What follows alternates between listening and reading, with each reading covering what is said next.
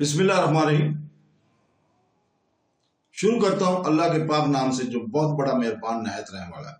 دوستوں، بہنوں، بھائیوں اور بزرگوں، السلام علیکم۔ تاریخ اسلام کی سلسلہ وار قسط نمبر 52 میں ہم منگولوں کا سلاق، منگولوں کی آمد اور منگولوں کے حملوں کے بارے میں جو سے وہ شروع میں آئے اس کا ذکر کر رہے ہیں۔ تو دوستو، خراسان کے سلطان شاہ محمود کے غرور تکبر نے اسلامی دنیا کو منگولوں کے سلام میں ڈبو دیا۔ 1219 میں منگولیا کی سطح مرتفعات سے چنگیز خان اترایا اور وسط ایشیا اور ایران کے سارے علاقوں کو تباہ برباد کر کے رکھ دیا۔ اس علاقے کی 90% آبادی قتل کر دی گئی۔ ایک زمانے کے مشہور اور عظمت والے شہر کھنڈر بنا دیے گئے۔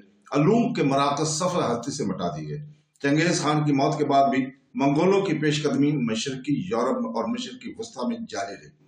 سن 1258 میں خلافت کا صدر مقام بغداد منگولوں کے قبضہ میں چلا گیا۔ خلیفہ پاؤں تلے روند کر ہلاک کر دیے گئے۔ کلاسیکل اسلامی تہذیب پر ہمیشہ کے لیے گمنامی کا پردہ پڑ گیا۔ یہ احساس کرتے ہوئے کہ اسلام کو ختم کر دینے کا سنہری موقع آ پہنچا ہے، صلیبیوں نے منگولوں سے وعدہ کر لیا۔ صرف مملوک سلطان ببرس کی فیصلہ کن مزاحمت نے صلیبیوں اور منگولوں کے اس اسلام کو روکنے میں کامیابی حاصل کی۔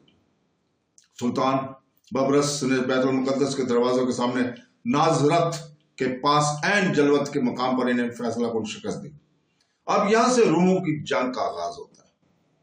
اسلام اور عیسائیت دونوں منگولوں کے روح کو فتح کرنے کی کوشش میں جٹ گئے۔ جب عظیم فارس کی غزان نے اسلام قبول کر لیا تو اسلام نے یہ جنگ جیت لی۔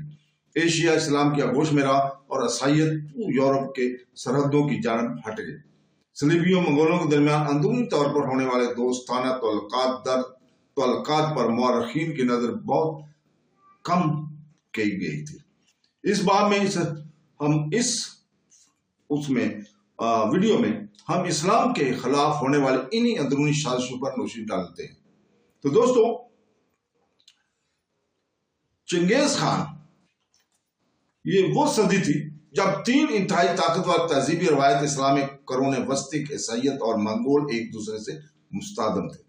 اس تصادم کے بعد کے نتائج نے تینوں روایت کی اس طرح کا کایا پلٹ دی تھی کہ یہ تبدیلی بنیادی اور بہت ہی گہری ثابت ہوئی۔ منگولوں کا طوفانی انقلاب عالمی تھا جس نے انسانی تاریخ پر اپنے انمٹ نقوش چھوڑے۔ انہوں نے پرانے شاہی خاندانوں کے سلسلے تباہ کر دیے، انسانی نسلوں کی حیبت بدل دی اور بنیادی طور پر مذہب اور تہذیب تک انسان کی رسائی کو بدل ڈالا۔ منگولوں کی اس اثر کو آج بھی دنیا کے اس سیاسی جغرافیائی تناظر پر محسوس کیا جا سکتا ہے۔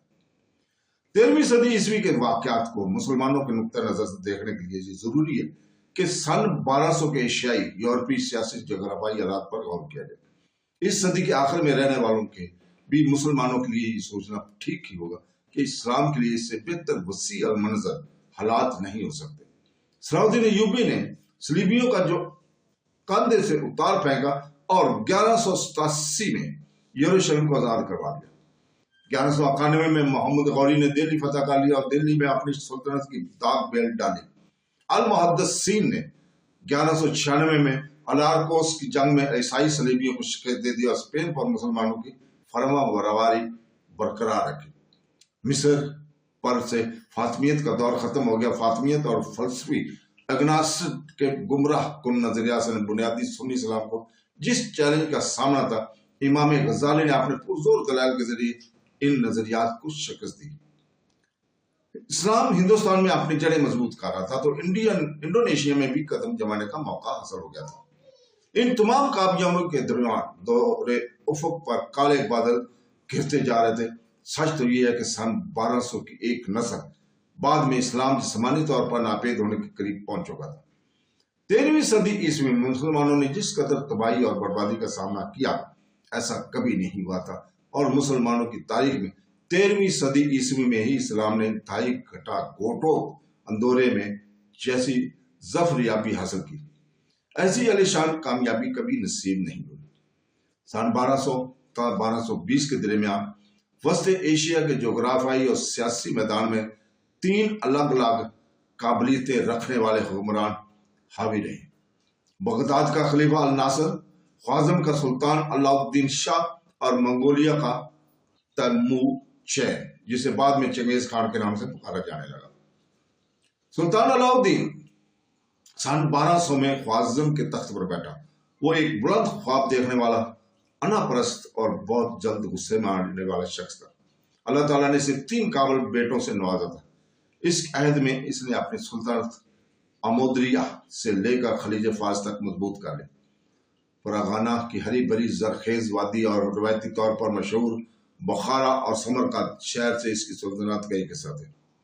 اس کی کامیابی نے بغداد کے خلیفہ الناصر کو، جو کہ 1180 تا 1235 تا خلیفہ رہے، کے دل میں حسد کی آگ بھڑکا دی۔ دونوں کے درمیان تعلقات خراب سے خراب تر ہوتے گئے۔ علاء الدین نے 1250 میں بغداد پر حملہ کر دیا۔ اس کا ارادہ خلیفہ کو تبدیل کرنے کا تھا، جیسا کہ اکثر اوقات تاریخ کے نازک لمحات میں ہوتا آیا ہے۔ خلیفہ الناصر کو فطرت کی نگرانیوں نے بچا لیا۔ ایک طاقتور سرمائی طوفان اٹھا، جنوب مغرب ایران کے پہاڑوں پر بھاری برف باری نے برف کے ڈھیر لگا دیے۔ علاء الدین کو فتح حاصل کیے بغیر خراسان لوٹنا پڑا۔ الناصر نے اس حملے کے لیے سلطان کو معاف نہیں کیا۔ اس نے سلطان علاء الدین کو سبق سکھانے کے لیے دور دراز منگولیا کے چنگیز خان کو دعوت دی۔ مورخ لکھتے ہیں کہ سفیر کے سر کو منڈوا دیا گیا، پھر اس کے سر پر خلیفہ کا پیغام گدا گیا، پھر اس کے بالوں کو بڑھایا گیا۔ اس سفیر کو سلطان کے علاقوں سے گزار کر چنگیز خان کے پاس بھیجا گیا، لیکن چنگیز خان نے اس پیغام کا کوئی جواب نہیں دیا، کیونکہ وہ اس وقت مشرقی چین کی مہم میں مصروف تھا۔ تیموجن 1162 میں ایک منگول قبیلہ میں پیدا ہوا۔ ابتدائی زمانے میں اسے اپنے ہی قبیلے کی سرداری برقرار رکھنے کے لیے کافی جدوجہد کرنی پڑی تھی۔ سن 1206 تک وہ تمام منگول قبائل کو مدد کرنے میں کامیاب ہو گیا اور چنگیز خان کا خطاب اختیار کیا۔ اس کے بعد اس نے شمالی چین پر کامیاب حملے کیا اور 1215 تک شمالی چین کی سلطنت اس کے قبضہ میں آ گئی۔ چنگیز خان نے چینیوں سے اس دور کی جدید جنگی ٹیکنالوجی حاصل کی، سرنگ بنانے کی انجینئرنگ، شب خون مارنے والے انجن، دفاعی ریشمی بختربند اور سب سے اہم ترین باوردی صفوف کی ٹیکنالوجی ان سے سیکھی۔ چنگیز خان اور علاء الدین کے درمیان ابتدا میں تعلقات دوستانہ تھے، حالانکہ دونوں سلطنتوں کے افواج کے درمیان مقامی شہزادوں کے مسئلوں کو لے کر چھوٹی موٹی جھڑپیں بھی ہوتی رہتی تھیں، لیکن سن 1218 میں تقدیر کے لکھے واقعات پیش آئے۔ چنگیز خان نے کعبہ کے 3 بیپاریوں سے مال خریدا اور خراسان کا مال خریدنے کے لیے اپنے کچھ نمائندے روانہ کیے۔ سرحدی صوبہ اتارا کے گورنر ناصر الدین کو ان پر جاسوس ہونے کا شبہ ہوا۔ انہیں گرفتار کر لیا گیا اور علاء الدین کو لکھا کہ انہیں قتل کر دینے کی اجازت دی جائے۔ اجازت ملنے پر ان بیپاریوں کو قتل کر دیا گیا۔ چنگیز خان غضبناک ہوا اور اس نے اپنا ایک سفیر ناصر الدین کے پاس بھیجا اور قصاص طلب کیا۔ دوسری تہذیبوں کے ساتھ باہمی رد و عمل کے دوران بیجا غرور اور سراب امیز امیدوں کا اظہار کرنا بسا اوقات مسلمانوں کا ایک کردار بن چکا تھا۔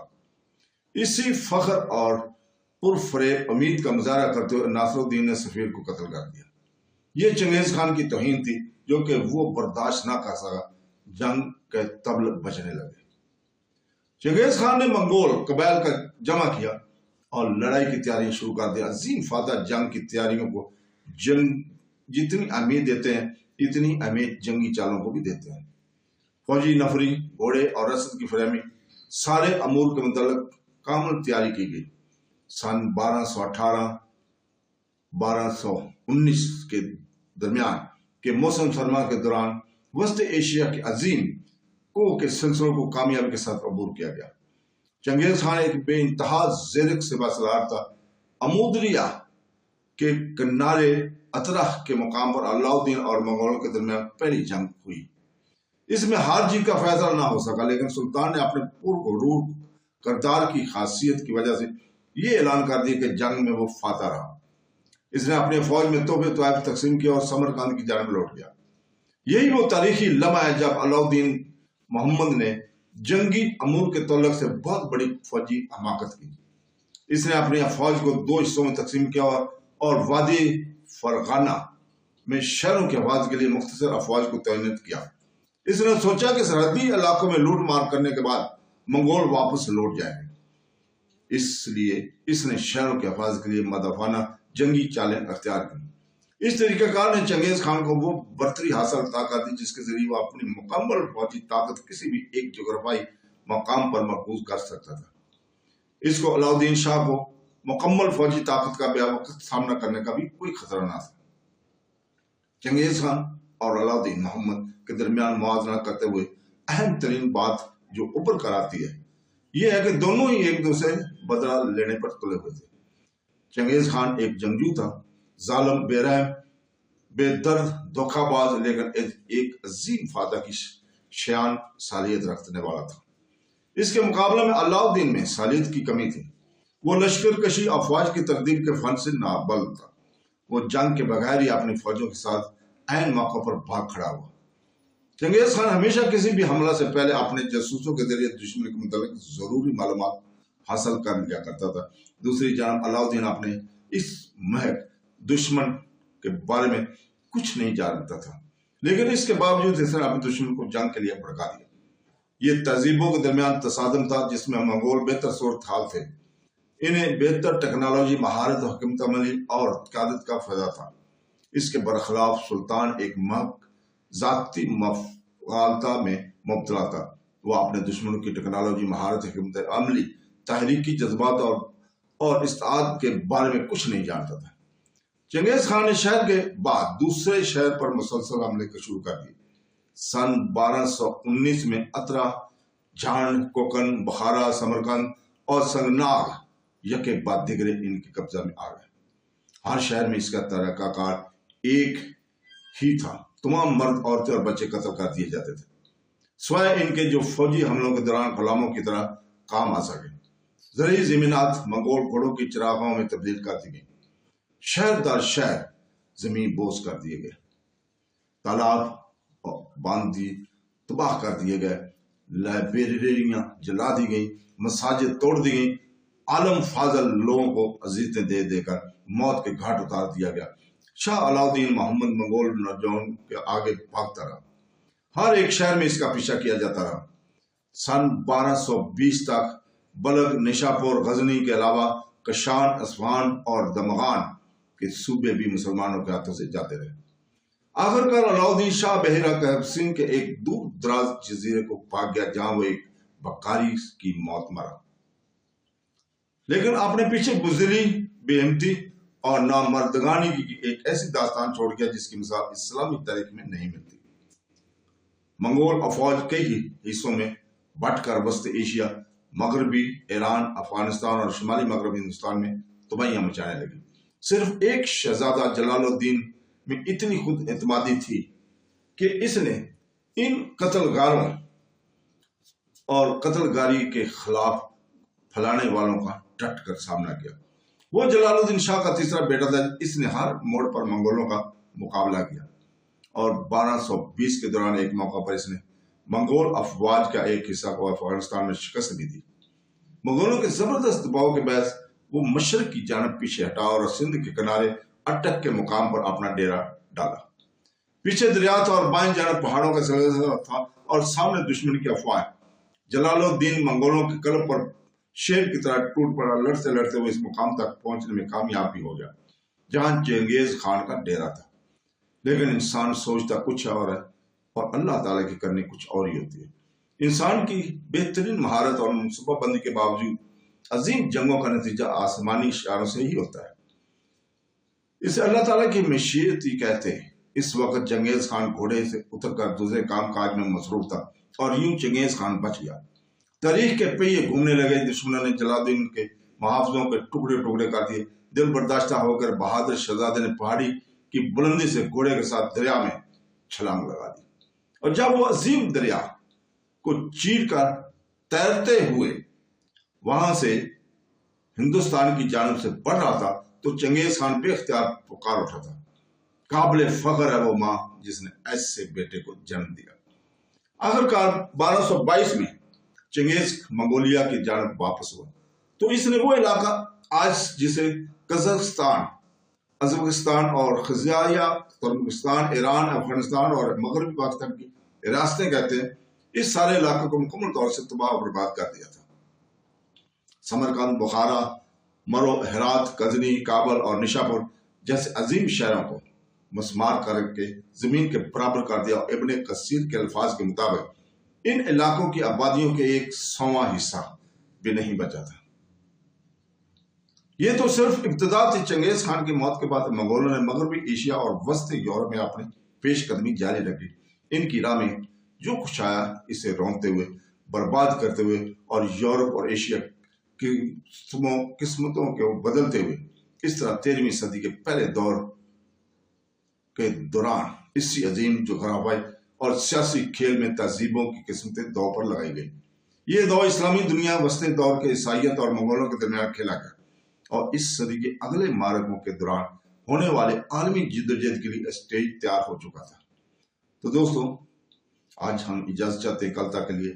کل اسی وقت ہم آپ کے سامنے دوبارہ حاضر ہوں گے۔ اللہ حافظ۔